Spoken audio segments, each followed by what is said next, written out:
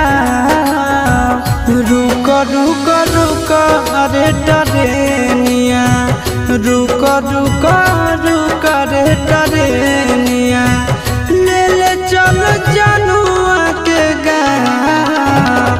रुक रुक रुक रे टरेनिया।